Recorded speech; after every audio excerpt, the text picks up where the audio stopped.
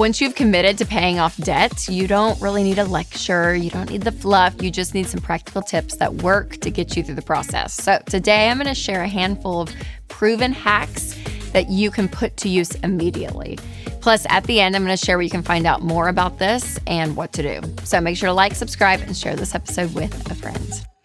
All right, first and foremost, when you are getting out of debt, upping your income is a game changer. So get a side hustle. Now listen, I know no one wants to work extra hours. If you already have a busy schedule or you're working full time, it's exhausting. But remember, this is not forever. For some people, it's just like 5 or 6 months, right? Like you just kind of need this boost because it is one of the most effective ways to see significant change when it comes to your budget, when it comes to paying off debt. Getting that extra income is massive. And so listen, put on a podcast, drive for Uber Eats or Lyft, and just do what you got to do, right? Wait tables, work the retail job, whatever you can. This is so big. Now, you can get kind of creative and look at your own space and sell some things on Poshmark or Facebook. Maybe you sell baked goods, offer to dog or house sit. Anything that's going to bring in even $300 to $500 a month makes a big difference. You guys, I used to do some webinars last year and would ask people that were online, like, hey, you guys, what are you doing to earn extra cash and how much are you making? And people were easily making like $1,000 up to $2,000 a month. It was so impressive. And so what I'm finding is the more money that you can make with a side hustle is with skills that you already have. So when you are doing something with work that you're already really good at, we can just throw in like photography or film or like whatever the thing is.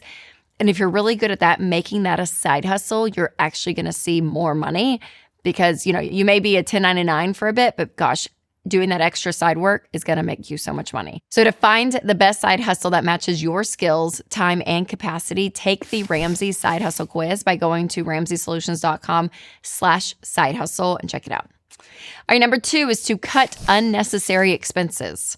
Number 1, you guys, is eating out. That is where people spend the most money. So cut it out.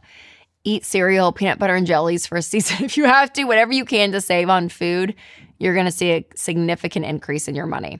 Now, also, when you look at premium subscriptions, like, really, things that you're paying, I mean, for some people, it's like $40 a month. Like, it's just crazy how these subscriptions can add up, or even like a fancy gym membership. You may have to say no temporarily when it comes to social events. So whether that's, people's birthdays or baby showers, graduation parties, like whatever that looks like, man, it is so hard to say no sometimes. But again, if you are in a season of sacrifice, that's where you're going to find some extra money. And this one hurts my heart, but it's true. Skip the expensive trips. So whether it's an anniversary trip or maybe you're like, let's go travel for Christmas and go do something, like there is a season that you may have to say no. And it may just be for 1 year, like genuinely, you guys, but that could save you thousands of dollars. And then when you are completely out of debt and you have no payments, there is something about freeing up your income and your peace of mind that is worth it. So it is hard to say no to a lifestyle. I get it, especially if you've been used to living it. But if you just make short-term sacrifices to get the stress out of your life, it is so worth it. Number 3 is to check your insurance coverage. So this is a big one. A lot of people will set their insurance rates and then they just move and just say, okay, this is what we're going to keep doing. And they never go back and revisit it. So take advantage of some of the strategic bundles, whether it is bundles or safe driving discounts. Look at it, but reevaluate what you've been doing with insurance because it is crazy how much you could save. Because maybe your season of life has changed. Maybe the car you drive has changed. Whatever it looks like, go back through and look at your insurances because that is saving people a lot of money. Now, the next couple of tips have to do with taxes and investing. But first, I do want to tell you about one of our sponsors, Christian Healthcare Ministries. If you missed open enrollment, don't panic. Christian Healthcare Ministries offers a simple, budget-friendly alternative to health insurance, and you can join at any time. Because there are no open enrollment deadlines with CHM, it is perfect if you are self-employed, starting a business, between jobs, or you just want an alternative option. So you can see any doctor or hospital you want with no network restrictions, and members often save hundreds of dollars a month compared to traditional insurance. Check out chministries.org/budget to learn more, or click the link in the description. All right, number 4, another place that people are finding quick cash is to adjust your tax withholdings.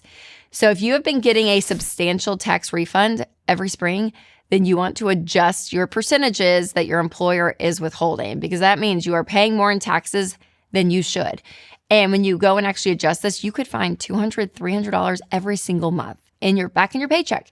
So instead of it just sitting in Washington and they give you one check a year, go ahead and change it. So you can talk to your HR department to help you do that. And number 5 is pausing retirement investing. Now, people really struggle with this, but listen, this is for a short period of time. And remember, whatever amount of cash you can get is the goal when you're paying off debt, because you want to do it as quickly as possible. And that includes investing. So yes, people even are like, oh my gosh, but Rachel, up to the match, that's free money. Why would I be doing that? Listen, pausing again, getting as much money as possible to pay off that debt. And then when you go back to investing with the Ramsey baby steps, you're actually going to invest 15% of your income, which is significantly more than most people do. A lot of people will just go up to their employer's, 401k match and that's it. But instead, you're going to have so much money freed up when you don't have payments going to debt that you're going to be able to invest 15% of your income and you will catch back up. I promise you. Now, these were just a couple of examples of how you can find extra cash as you're paying off debt. But what's great about these is they're all recommendations within EveryDollar. If you have not checked out EveryDollar, it is our budgeting app, but now it's looking over your entire financial picture. So you're able to plug your numbers in and you're able to get some personalized recommendations of what to do to get through the baby steps as fast as possible. So make sure to check that out. Now, for some instant help with tip number 1 from today, you can check out my episode 7 Creative Side Hustles for an extra $1,000 a month. I will put a link down if you're listening to a podcast, or you can just click right here. All right, you guys, remember to take control of your money and create a life you love.